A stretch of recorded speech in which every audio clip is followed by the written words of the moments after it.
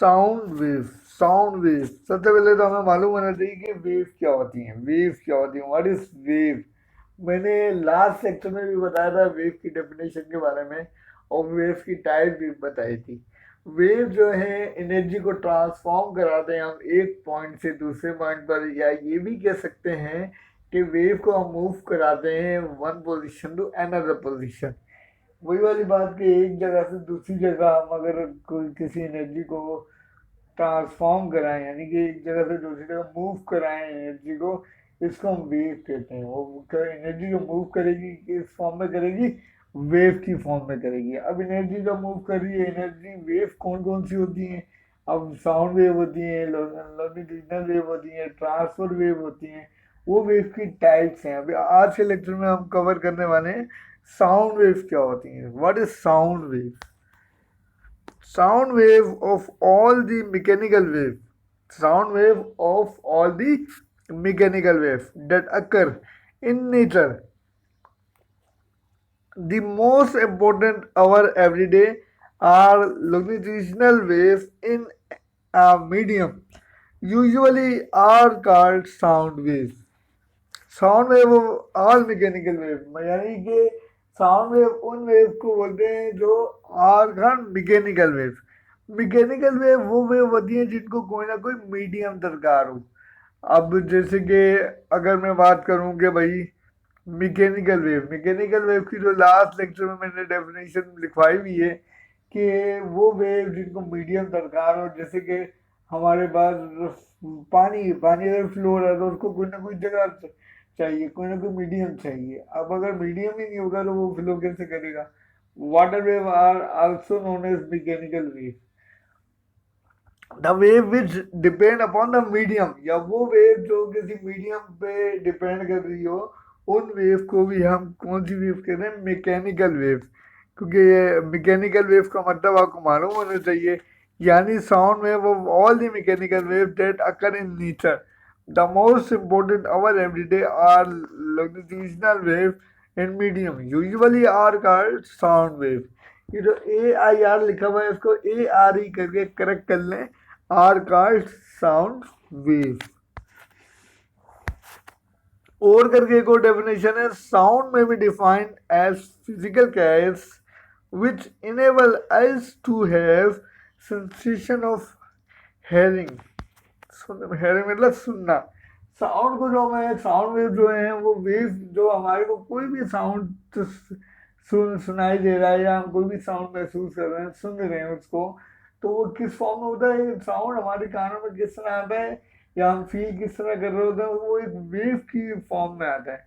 अरे वेव हमें नजर नहीं आ रही होती, लेकिन जो साउंड है वो जो जैसे मैं आपको लेक्चर में डिलीवर कर रहा हूँ, मैं लेक्चर में आपको बता रहा हूँ, और आपके सेल फोन से या आपके लैपटॉप से या आपके कंप्यूटर से आपके कान में मेरी आवाज़ आ रही है।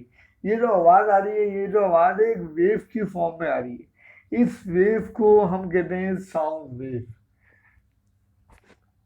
ये देख रहे हैं आप, ये वेव बनाई हुई दिखाई हुई है, ये वेव की सूरत में आवाज़ हमारे कानों में एंटर हो रही है जो हम सुन रहे हैं। Some important term of wave motion. अरे ये जो वेव है, साउंड वेव है, अब ये जो वेव है ये किस, इसके इम्पोर्टेंट टर्म्स क्या है, किस तरह मोशन कर रही है? वेव मोशन किस तरीके से हो रही है इसके अंदर देखते हैं। Wave length. अब इम्पोर्टेंट टर्म्स में वेव लेंथ है, फ्रिक्वेंसी है, एक्स वाले टाइम पीरियड है कि कितने टाइम में वेव आ रही है हमारे पास। अभी डिस्कस कर लेते हैं wave length. What is wave length? Numerical के अंदर भी वेव लेंथ कैलकुलेट करने को आ सकती है। अगर आपको इसकी डेफिनेशन याद होगी और फॉर्मूला पता होगा, v is equal to lambda F, तो आसानी इसकी वेवलेंथ कैलकुलेट कर सकते हैं। v is equal to lambda F इसका फॉर्मूला है। मैंने इसी कमिंग स्लाइड्स के अंदर मैं इसको डिफाइन भी करूंगा कि वेवलेंथ किस तरीके से हम मालूम कर सकते हैं। The distance between two points, the distance between two points in a wave, कोई भी एक वेव है उसके दरमियान जो दो पॉइंट्स हैं, which are in the same phase, और शर्त यह है कि वो एक ही फेज के अंदर होने चाहिए। अब फेज क्या होते हैं? अगर फेज होता है दो फेज होते हैं, एक होता है जो स्टार्ट होता है 0 से लेके 180 डिग्री। तो अगर कोई भी वेव 0 से लेके 180 डिग्री के बिटवीन है या इनके दरमियान मौजूद है, तो उस वेव को हम कहते हैं फेज वन। वो जो फेज होगा वो हमारा होगा फेज वन। अगर वो 180 डिग्री से क्रॉस कर जाती है वेव, तो वो जो वेव होगी हमारी, वो 180 डिग्री को जो क्रॉस करके जाएगी, वो वेव हो जाएगी आउट ऑफ फेज, यानी कि सेकंड फेज के अंदर चली जाएगी। इसको समझने का आसान तरीका ये है कि अगर किसी ग्राफ के ऊपर अगर हम देखें 0 डिग्री से लेके 180 डिग्री तक, अगर कोई कोई भी डी डी रख के आप कैलकुलेट करें, वो डी का जो ऊपर वाला हिस्सा जिससे आपने 0 से 180 डिग्री मेजर किया है, वो बेसिकली फेज वन है। जैसे ही हम 180 डिग्री से क्रॉस करेंगे एंगल को, तो हमारे pass out of phase second phase के अंदर बात चली जाएगी। अब वेवलेंथ क्या होती है मैं आपको ये भी समझा देता हूँ भाई। ये देखें, ये डायग्राम से आप बहुत आसानी से समझ जाएंगे कि यहाँ से वेव उठी, ये वेव बनी, ये वेव बनती हुई ये जा रही, ये वेव बनती हुई गई। अब देखें, यहाँ से लेके यहाँ तक, यानी इस पॉइंट से लेके इस पॉइंट तक, यानी कि ये जो हमारा पॉइंट है, इस पॉइंट को हम कहते हैं एंटी नोड। ये जो डॉट रेड रंग का डॉट दिख रहा है, यानी ये जो मैक्सिमम पॉइंट है, इस पॉइंट को हम कहते हैं, ये नीचे जो मैक्सिमम पॉइंट है, ये ऊपर मैक्सिमम पॉइंट है, तो इन पॉइंट्स का नाम है एंटी नोड। इन पॉइंट्स का नाम है एंटी नोड। और ये जो पॉइंट है जहाँ से वेव उठी है, इस पॉइंट को कहते हैं नोड। अब ये जो पॉइंट है इसको कहते हैं नोड, ये पॉइंट नोड। अगेन इस पॉइंट को क्या कहेंगे, नोड। ऊपर वाले जो पॉइंट्स हैं वेव के, इसको क्या कहते हैं, एंटी नोड।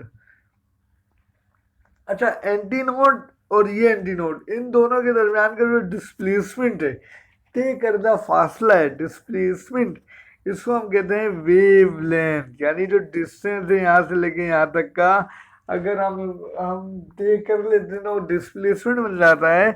लेकिन ये जो यहाँ से लेके यहाँ तक जो डिस्टेंस है, जैसे कि डेफिनेशन में लिखा है, the distance between two points in a wave which are in the same phase. Same phase का मतलब क्या है, ये 0 डिग्री यहाँ से उठी, ये डी कंप्लीट, ये 180 डिग्री। अब ये 180 डिग्री से ये जो नीचे जो वेव बनी हुई आ रही है, ये आउट ऑफ फेज हो गई। ये फेज वन है। ऊपर वाला क्या है, फेज वन। नीचे वाला क्या है, फेज टू, यानी आउट ऑफ फेज। और इसको कहते हैं इन फेज। अगर यहाँ से लेके यहाँ तक ऊपर ही वेव रहेगी, तो हमारी कौन सी वेव है, ये हमारी जो वेव है, इस वेव को हम कहते हैं सेम वेव। यानी कि इसका मतलब ये वन फेज, फेज वन के अंदर है। और जैसे ये जो नीचे वाला हिस्सा है, यानी ये डॉटेड लाइन के जो नीचे वाला हिस्सा है, ये फेज सेकंड फेज है, सेकंड फेज। इसको हम कहते हैं आउट ऑफ फेज। यानी अगर वेव 180 डिग्री से क्रॉस कर जाएगी, उस वेव को हम कहते हैं आउट ऑफ फेज। जैसे कि आपको नजर भी आ रहा है, देखें यहाँ से उठा, ये 180 बन गई। अब ये 180 से नीचे जब उठेगी तो ये बन गई, ये अगेन 180 हो गई।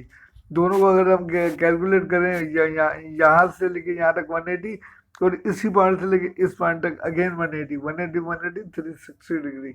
अगेन ऐड करें 180, तो फिर ये जो ऊपर वाला फेज है, इसको फेज वन कहते हैं, नीचे वाले को फेज टू कहते हैं।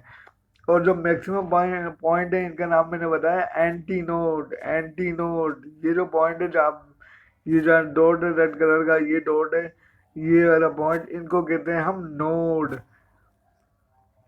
Velocity of propagation of wave, propagation यानी कि वेव इस डायरेक्शन में बढ़ रही है।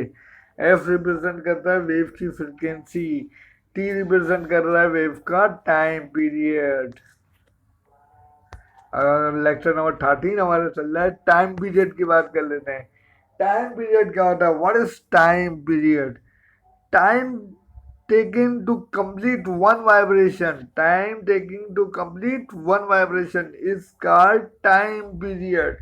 Time taking to complete one vibration, one vibration जो जितना टाइम लेगी, वो वेव का टाइम पीरियड होगा, टाइम पीरियड। अगेन देख लेते हैं हम, ये देखें भाई, हमारे पास वेव की फॉर्म आ गई है, ये वेव बनी है, जो वेव बनती हुई जा रही है, देख रहे हैं आपके सामने, यहाँ से यहाँ तक जो फासला कवर कर रही है उसको हमने डिस्टेंस जो कवर कर रही है वो एक्स रिप्रेजेंट किया हुआ है।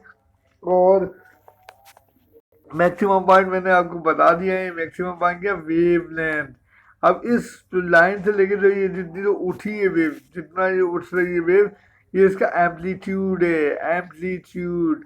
अगर कोई बोले कि भाई वेव का एम्पलीट्यूड बना के दिखाएं तो इस तरीके से वेव बनाएं, और वेव बनाने के बाद बता दें भाई इस पॉइंट से लेके इस पॉइंट तक जो इसकी हाइट है ये इसका एम्पलीट्यूड है। वेव की जो हाइट है वो उसकी एम्पलीट्यूड है। अगेन देखें, आप देखिए वेव यहाँ से लेके यहाँ तक जब मूव करती हुई जाएगी तो उसको कोई ना कोई टाइम भी तो लगेगा। यानी जो वेव है time taking to complete one vibration, वो अगर एक वाइब्रेशन कंप्लीट कर लेती है वो वाइब्रेशन कंप्लीट करने में कोई ना कोई टाइम तो लगेगा। वो जो टाइम लगेगा वही वेव, वही टाइम पीरियड है, टाइम पीरियड। अगेन देख लेते हैं, देखें भाई ये यहाँ से लेके यहाँ तक वेव लेंथ है, यानी कि एक साइकिल भी कंप्लीट हो गई है। मैक्सिमम पॉइंट को किसका नाम दिया, क्रस्ट, CREST, क्रस्ट। और मिनिमम वाले पॉइंट्स को किसका नाम दिया, ट्रफ, ट्रफ। ये यहाँ से लेके यहाँ तक फेज 1 है, और ये जो नीचे वाला हिस्सा है ये फेज 2 है, यानी आउट ऑफ फेज, ये इन फेज। वर्डिंग जो इंग्लिश में जो हम याद करते हैं ये इन फेज, और ये जो नीचे वाला हिस्सा है ये आउट ऑफ फेज है। अगेन देख लेते हैं भाई फ्रीक्वेंसी, फ्रीक्वेंसी की जो डेफिनेशन है उसको देख लेते हैं। The number of vibration complete in 1 second, the number of vibration complete in 1 second is called frequency of the wave, is called frequency of the wave, its SI unit is hertz। Frequency की जो SI unit है उसको हम किससे represent करते हैं, hertz, not represent. SI unit क्या है फ्रीक्वेंसी की, hertz, HERTZ। Frequency is equal to cycle upon time, cycle upon time, time upon cycle. Time period क्या, time upon cycle. F is equal to 1/T, T is equal to 1/F, यानी T इधर लिया F इधर लिया, तो ये यानी term बन जाएगी। फ्रीक्वेंसी का फॉर्मूला है frequency is equal to 1/T, और यही इसी फार्मूले से हम टाइम पीरियड भी कैलकुलेट कर सकते हैं। देखिए भाई टी इधर लिया है, टी यहाँ डिवाइड है, यहाँ मल्टीप्लाई करा दें, और ये एफ इधर लाके डिवाइड करा दें, T is equal to 1/F। ये दोनों फार्मूला आपको मालूम होने चाहिए, यानी आप इससे टाइम पीरियड भी निकाल सकते हैं किसी भी वेव का, और किसी भी वेव की फ्रिक्वेंसी भी कैलकुलेट कर सकते हैं। फ्रिक्वेंसी कैलकुलेट करना है तो ये वाला फार्मूला यूज कर लेंगे, टाइम पीरियड कैलकुलेट करना है तो ये वाला फार्मूला हम लगाएंगे। मजीद देख लेते हैं भाई, हाई फ्रिक्वेंसी, हाई फ्रिक्वेंसी का मतलब ये है कि ये जो वेव बन रही है करीब करीब बनेगी, यानी इस करीब करीब क्या बनेंगे, इसके इसके एंटी नोड जो है वो करीब करीब आना शुरू हो जाएंगे। ये यहाँ से यहाँ तक इसका पीरियड है, यहाँ तक के इसने टोटल टाइम लिया है। और जब हम टाइम को डिवाइड करते हैं 1 से तो हमारे को इसकी फ्रिक्वेंसी भी मालूम हो जाएगी। अब ये हाई फ्रिक्वेंसी है तो बिल्कुल करीब करीब बने हुए, लूप जो बन रहा है करीब करीब बन रहा है। अब लूप क्या होता है मैं नेक्स्ट कमिंग स्लाइड्स के अंदर बताऊंगा। और यहाँ जो लूप लूप यहाँ जो लूप आ रहे हैं ये लूप थोड़े से बड़े बड़े हैं, लेकिन वेव फैल रही है। तो यहाँ जो कंडीशन है डिफरेंट कंडीशन है, यहाँ टाइम पीरियड बहुत ही स्मॉल है और यहाँ टाइम पीरियड बढ़ गया है। देखिए आपके सामने यहाँ से यहाँ तक टाइम पीरियड का डिस्टेंस ज़्यादा है, यहाँ पर कम है। तो लो फ्रिक्वेंसी में टाइम जो है टाइम पीरियड जो है वो कम हो जाएगा, और हाई फ्रिक्वेंसी में टाइम पीरियड जो बढ़ना शुरू हो जाएगा। मजीद देख लेते हैं हम,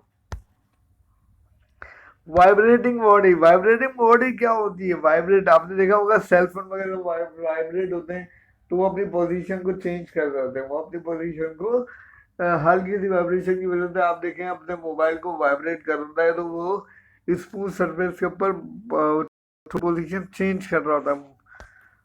Vibrating body, sound is produced by the vibration of sound body, by the sound body.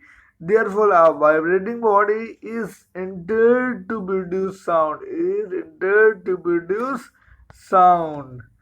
अब देख लेते हैं भाई, अगर ये देखें आप यू टाइप एक हमारे पास शेप है, अगर मैं इसको हल्का सा वाइब्रेट कराऊं या इसके ऊपर हिट करूं तो ये मूव करना शुरू हो जाएगा। जैसे ही मूव करेगा तो जस्ट लाइक इस तरह की कंडीशन बनेगी। तो ये vibrating air column sound wave produce करेगा, जब ये जाके उससे टकराएंगी तो इस सिंपैथेटिक वाइब्रेशन टाइप की कुछ इस तरह से बनेगी।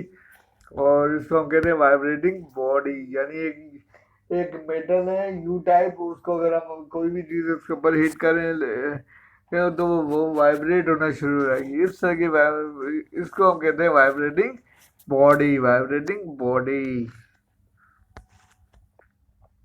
अब मटेरियल मीडियम, अब ये मटेरियल मीडियम क्या होता है इसके बारे में स्टडी कर लेते हैं।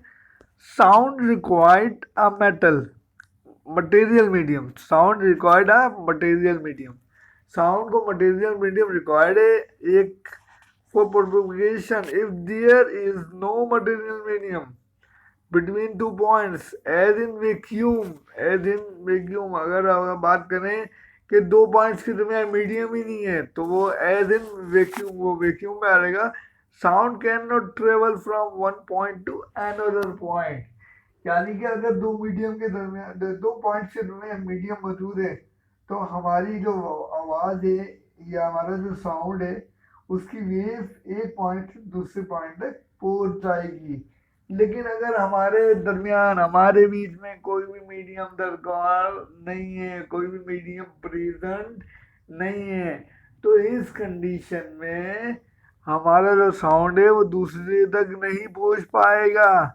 तो वो एज अ वैक्यूम, वैक्यूम के अंदर से साउंड ट्रेवल नहीं करता है, क्योंकि वैक्यूम में इसकी जो वेव होती है साउंड वेव नहीं गुजर पाती हैं। जस्ट लाइक दिस, अगर आप इसको देखें, ये नीचे वाले पॉइंट ट्रफ, ऊपर वाले क्रस्ट, ये इस पॉइंट से लेके इस पॉइंट तक इसका एम्पलीट्यूड ये मैं आपको पहले भी बता चुका हूँ। ये क्रस्ट और क्रस्ट के दरमियान जो डिस्प्लेसमेंट है, डिस्टेंस है, उसको हम क्या कहते हैं, वेव लेंथ। क्रस्ट और क्रस्ट के दरमियान, इसी तरह ट्रफ और ट्रफ के दरमियान जो भी डिस्प्लेसमेंट होगी उसको भी हम क्या कहेंगे, वेव लेंथ। अब देखिए कंप्रेशन, कंप्रेशन का मतलब ये कि ये जो वेव बन रही है बिल्कुल करीब करीब बन रही है, बिल्कुल कंप्रेस हो रही है।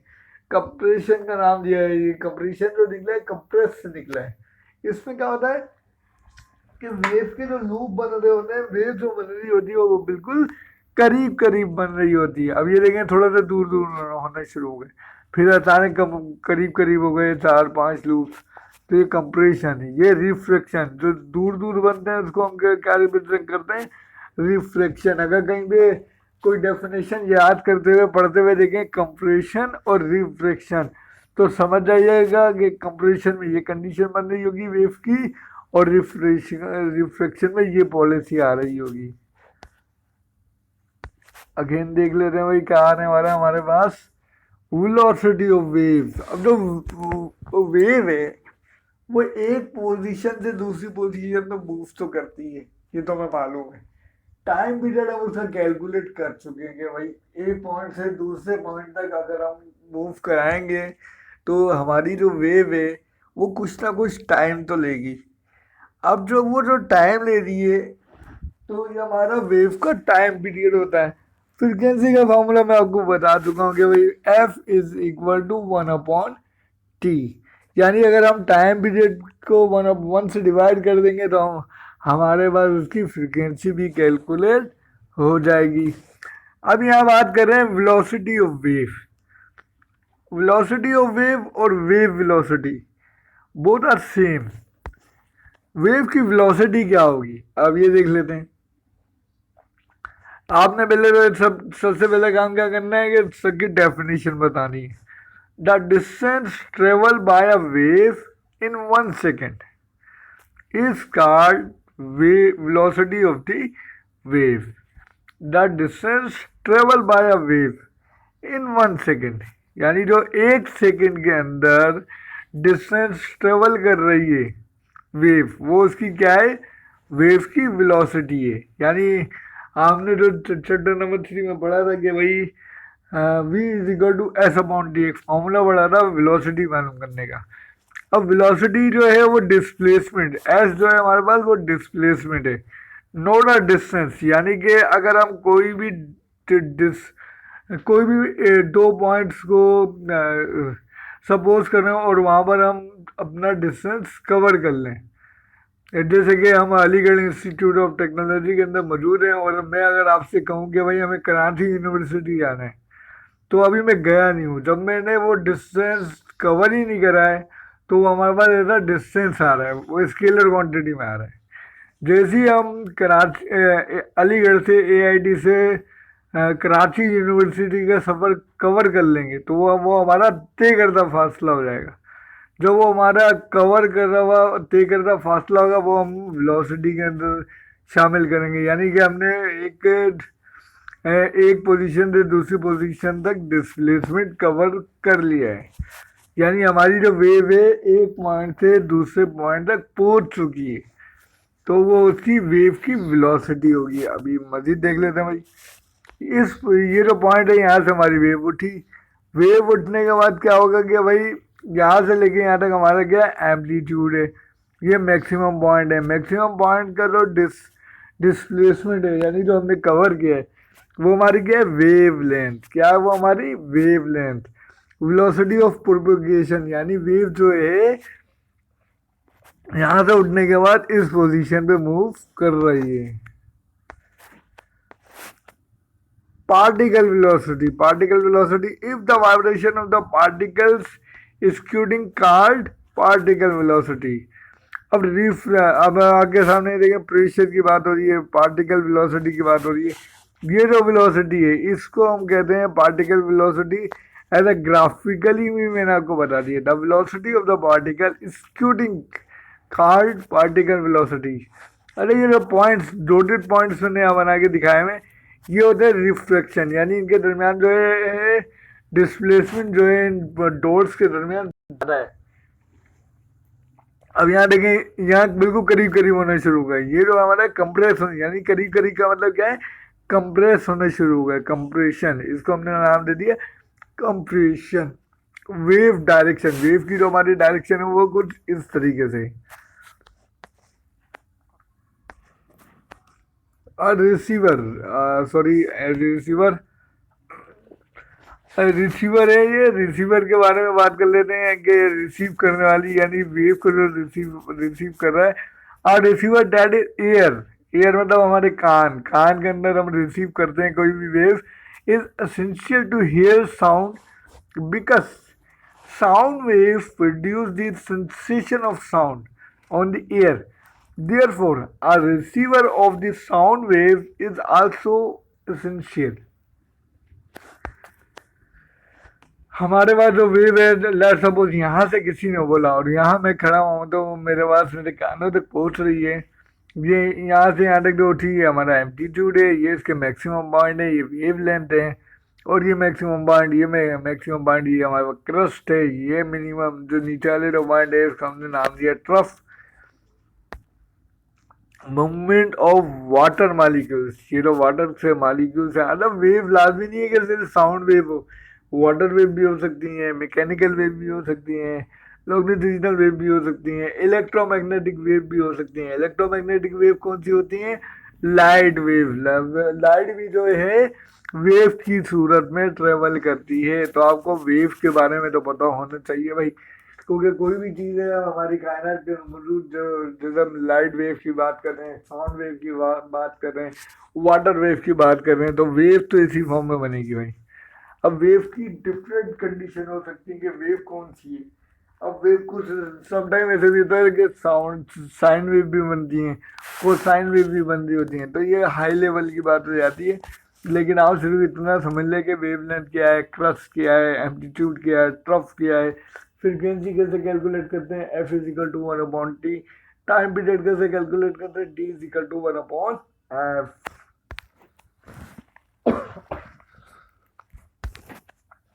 Transfer stationary wave in stretch string, stretch मतलब खींचना।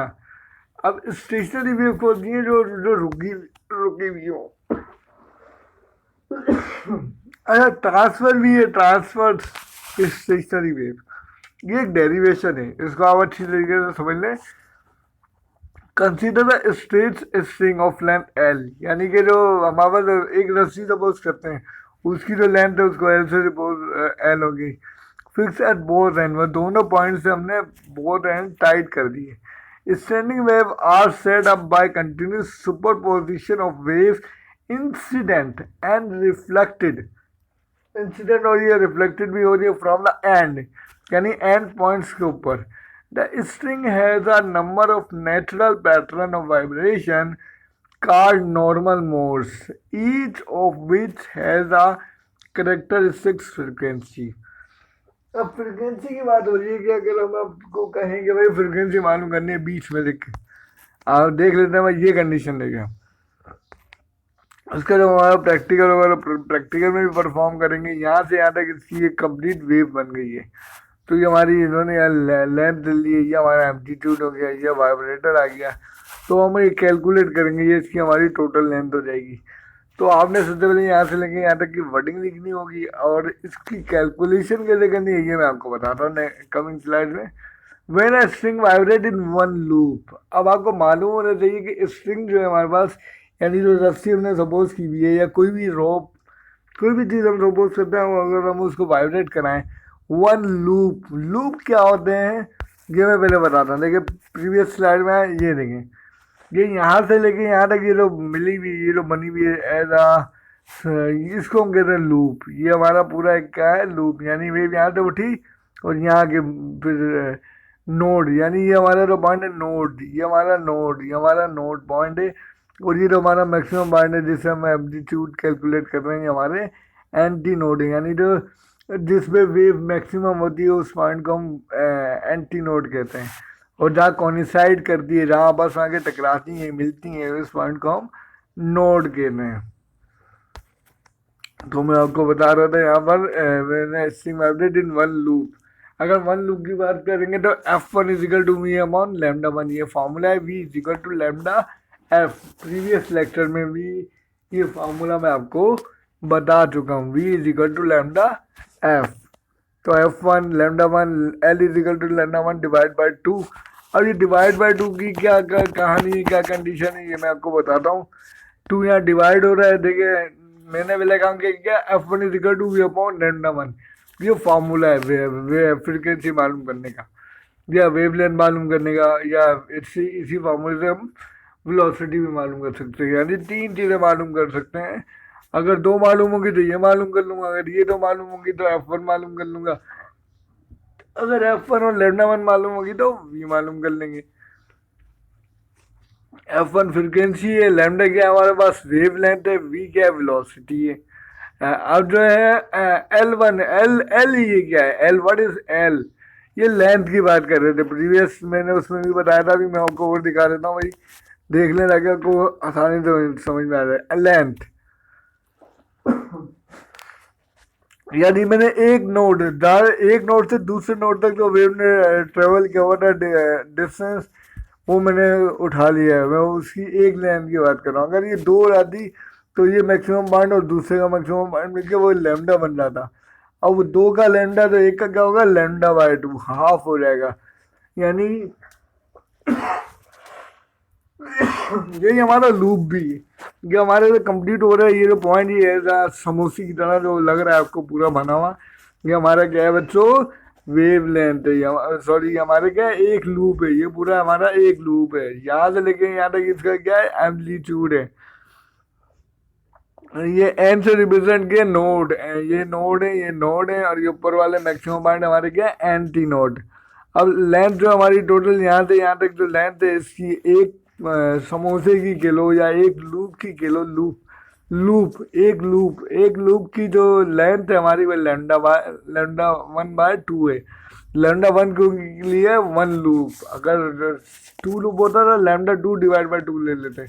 Lambda 1 divide by 2 is equal to L, यानी यहाँ से लेके यहाँ तक जो L जो बराबर है लैम्डा 1 बाय 2, यानी लैम्डा 1 इज इक्वल टू ये डिवाइड यहाँ 2 हो रहा था, वहाँ L से मल्टीप्लाई कर दिया 2L, lambda 1 is equal to 2L। यानी lambda one divide by two था, ये lambda lambda one divide by two, ये बराबर एल के, मैंने ये बराबर कर दिया एल के। अब यहाँ टू डिवाइड हो रहा, वहाँ जाके एल से मल्टीप्लाई किया तो ये टू एल हो गया, ये lambda one is equal to two L. F is equal to क्या होता है भाई, F one is equal to we upon lambda one की वैल्यू टू एल आ गई, यहाँ मैंने नीचे टू एल कर दी, यानी फ्रिक्वेंसी मैंने एफ वन निकाल ली। यानी L is equal to lambda one divide by two, यानी जो टोटल लेंथ है किसके बराबर है, lambda one divide by two. सही है भाई, टू यहाँ डिवाइड है, हमारे का मल्टीप्लाई किया, टू एल हो गया, लेंडा वन अपनी जगह पर। अब मैंने क्या किया, लेंडा वन की वैल्यू इस इक्वेशन में पुट कर दी, देखो एफ वन है, एफ वन आ गया, वी का वी आ गया, लेंडा वन की जगह क्या लिख दिया, टू एल, देखो नीचे टू एल लिख दिया, F one is equal to we upon two L.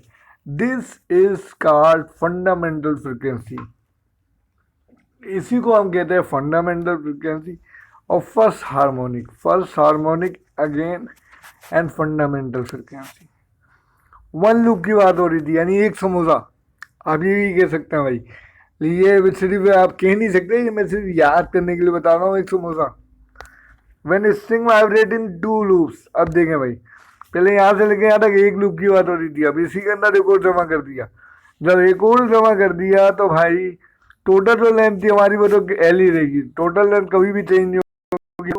To loop की बात हो रही है, lambda two is equal to L, lambda two is equal to L. अब देखो भाई यहाँ से लेके यहाँ तक लेंडर टू है, तो टू की बात हो रही है, lambda two divide by two, फिर यहाँ से लेके यहाँ तक lambda two divide by two, तब मैं दोनों को ऐड करूंगा, lambda two divide by two, lambda two divide by two, तो क्या होगा, लेंडा टू एलसीएम लेंगे तो ये बन जाएगा two lambda divide by two, मतलब कुछ इस तरीके से होगा कि आधा आधी वेवलेंथ और आधी वेवलेंथ, मतलब यहाँ से लेके यहाँ तक आधी, फिर यहाँ से लेके यहाँ तक आधी, दोनों मिला के क्या होगी, आधी और आधी, यहाँ से लेके यहाँ तक आधी, यहाँ से लेके यहाँ तक आधी, आधी आधी मिलके एक हो जाएगी वेवलेंथ एक। अब एक तो लिखते नहीं है, तो टोटल वेवलेंथ का आ गया लेमडा टू। एफ टू का formula F two equal to we upon L, V upon lambda, lambda होता है ना एफ, फॉर्मूला ये देखें, F two equal to we upon lambda two, we upon lambda two, यानी कि फॉर्मूला वही रहेगा, F equal to we upon lambda. वो फर्स्ट लूप था वन वन, और ये second loop two two, three आएगा तो थ्री थ्री कर देना, वी सेम रहेगा, ठीक है भाई। अब देखो लेमडा टू की वैल्यू क्या आ गई, टू एल, लेमडा टू की वैल्यू क्या आ गई हमारे पास, टू एल, मैं इसकी जगह पुट कर देता हूँ। अब जब मैंने पुट करी two into V upon two L, two two two का टू, अरे एक मिनट, मैंने क्या किया क्या भाई, यहाँ पर lambda two is equal to lambda two, यानी जो टोटल लेंथ है वो किसके बराबर है, एल के बराबर है। थोड़ी सी अगर आप करेक्शन कर लें, ये टू नहीं आएगा, इस टू को रिमूव कर दे, लेमडा टू बराबर है एल के। अब जब टू आपने रिमूव कर दिया है तो मैंने क्या बात करी, एफ टू की जगह एफ टू आ गया, वी की जगह वी आ गया, लेमडा टू किसके बराबर है, एल के, सिर्फ एल आ गया। अब ये वाले स्टेप के अंदर मैंने क्या करा, यहाँ तो आपने टू रिमूव कर दिया मेरे कहने से, क्योंकि था ही नहीं, कहाँ से आ गया, ठीक है। इधर टू से मल्टीप्लाई किया और टू से ही डिवाइड कर दिया, टू से मल्टीप्लाई किया और टू से ही डिवाइड कर दिया। ऐसा क्यों किया, ऐसा इसलिए किया कि हमें मालूम है कि v upon two L, V upon two L, हमारे पास जो टर्म आ रही थी v अपॉन एल आ रही थी, लेकिन मैंने टू से मल्टीप्लाई और टू से डिवाइड कर दिया, v अपॉन टू एल जो है वो फर्स्ट हार्मोनिक के बराबर है। देखें मैं प्रीवियस में जा रहा हूँ, मैं आपको दिखा रहा हूँ v अपॉन टू एल, देखें भाई ये देखें, v अपॉन टू एल किसके बराबर, एफ वन के बराबर है, v अपॉन टू एल किसके बराबर है, एफ वन के बराबर है।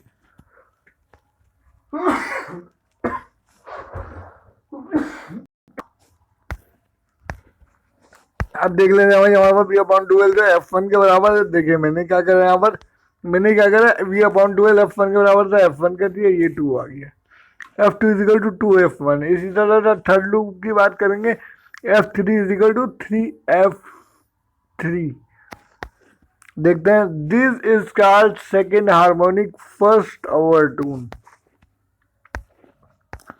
When a string vibrate in three loop, अगर थ्री लूप की बात होगी, तीन समोसे, मैं तीन लिया हूँ, मेहमान दादा गए भाई, तीन समोसे, वो फार्मूला सेम है भाई, फार्मूला क्या है भाई, F three equal to we upon lambda three, F three equal to we upon lambda three. F three की जो वैल्यू है 2/3 L है, यानी कि लैम्डा 3 की जो वैल्यू आ रही है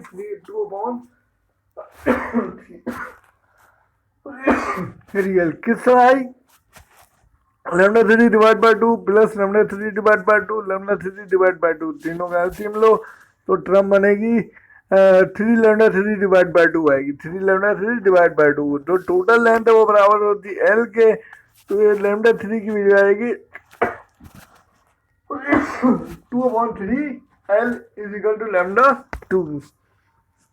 अब अगेन क्या कर रहा है भाई, मैंने लैम्डा 3 की जगह 2/3 L, लैम्डा 3 की वैल्यू 2/3 L मैंने इधर पुट कर दिया, वी अपॉन 2L। अगेन देख लेते हैं भाई कि मैंने 3 जो है इनको मैंने थोड़ा सा इंटरचेंज किया, सॉल्व सोल्यूशन किया, सोल्यूशन में क्या हुआ कि भाई 3 ऊपर आ गया 2 इधर आ गया, वी अपॉन 2L जो है वो बराबर होता है F1 के, F3 की वैल्यू आ गई, F3 is equal to 3F1। Similarly F4 होगा तो F4 is equal to 4F1, F5 होगा तो 5F1, F6 होगा तो 6X1 and so on. This is called third harmonic second overtone. Lambda 3 की वैल्यू ये आ गई भाई, लैम्डा 3 कैसे भाई, मैंने क्या किया, lambda 3 divide by 2 lambda 3 divide by 2 lambda 3 divide by 2, तीनों का एलसीएम लो तो वैल्यू आएगी 2L/3, 2L/3। अब ये वैल्यू कैसे आई, देखो ये आ गई 2L/3। अच्छा, जब मैंने इसका टोटल एलसीएम ले लिया, इसकी जो टोटल लेंथ होती है यहाँ से लेके यहाँ तक वो एल के बराबर होती है, यानी L is equal to term बनी 3 lambda divide by 2, L is equal to 3 lambda divide by 2, फिर मैंने एल की वैल्यू निकाल दी, वही हमने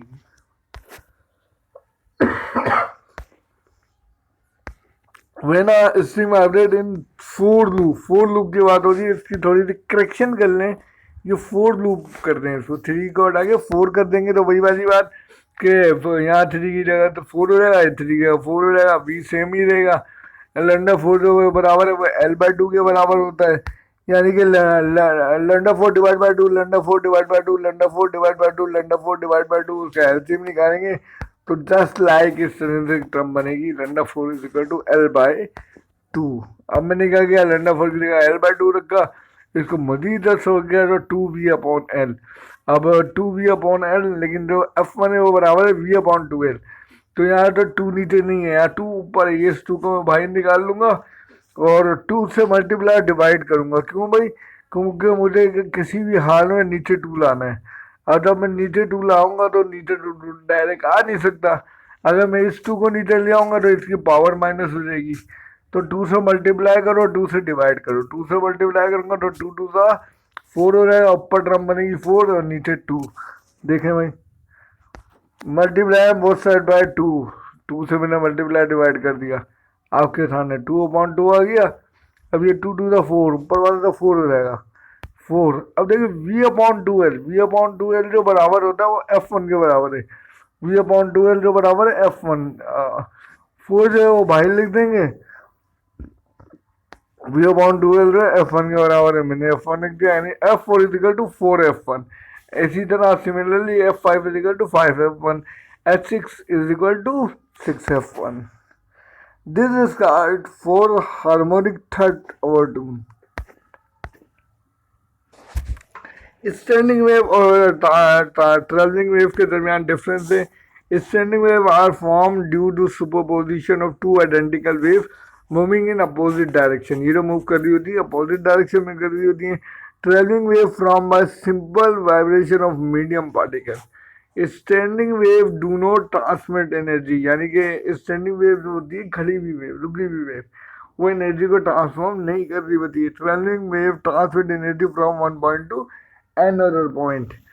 In standing wave, loops are obtained. There is no loop pattern in traveling wave. Traveling wave के अंदर loops का जो पैटर्न होता है वो डिफरेंट हो सकता है भाई, लेकिन स्टैंडिंग वेव आपका फिक्स है। इन वेव को बोलते हैं ये रुकी हुई वेव है, इन वेव को बोलते हैं स्टैंडिंग वेव। अब ये वेव मूव करती हुई जा रही है तो इसको बोलते हैं ट्रेवलिंग वेव। आप थोड़ा रवाड़ा करके भी देख सकते हैं, इसकी थोड़ी सी ups and down motion of the rope is perpendicular to the direction of the wave. Lecture number 30 हमारा कंटिन्यू चल रहा है अभी भी।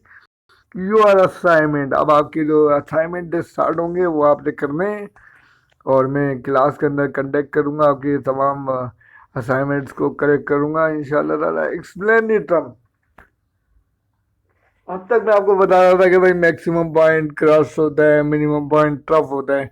अब आपने इसकी डेफिनेशन लिखनी है, दो दो लाइन्स के अंदर तीन तीन लाइन करना। What is crust, define the term crust. देखिए भाई यहाँ पे भी मैंने बताया ट्रांसफर वेव, ये हमारा एम्पलीट्यूड है, ये हमारी इस मैक्सिमम पॉइंट मैक्सिमम पॉइंट का नाम क्रस्ट। तो इसको हमने वन वेव लेंथ, यहाँ से यहाँ तक वन वेव लेंथ, फिर यहाँ से यहाँ तक two wave length.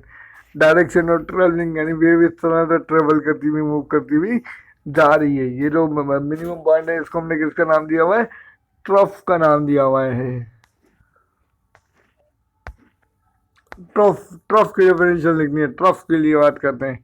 This is a transfer wave, वही कंडीशन यहाँ से एम्पलीट्यूड वन वेव लेंथ, ये ऊपर वाले पॉइंट क्रॉस, इसकी डेफिनेशन प्रीवियस स्लाइड में लिखनी थी। अब ये जो डेफिनेशन आ रही है हमारे पास, ये जो डेफिनेशन है ट्रफ की डेफिनेशन है। डायरेक्शन ऑफ ट्रेवलिंग की बात हो रही है, वेव इस तरीके से मूव करते हुए जा रही है।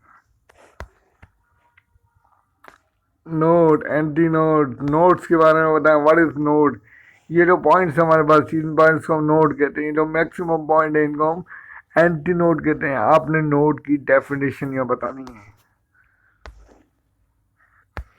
ये आपके असाइनमेंट्स हैं। एंटी नोड के बारे में बताना है, नोड के बारे में बताना है, और टॉपिक्स हमारा लेक्चर नंबर 13 वो कंप्लीट हो जाता है। इस में आपका अप्लाइड फिजिक्स का टीचर मिस्टर मोहम्मद एराज खान आपको अल्लाह हाफिज़ करता हूँ। अल्लाह हाफिज़।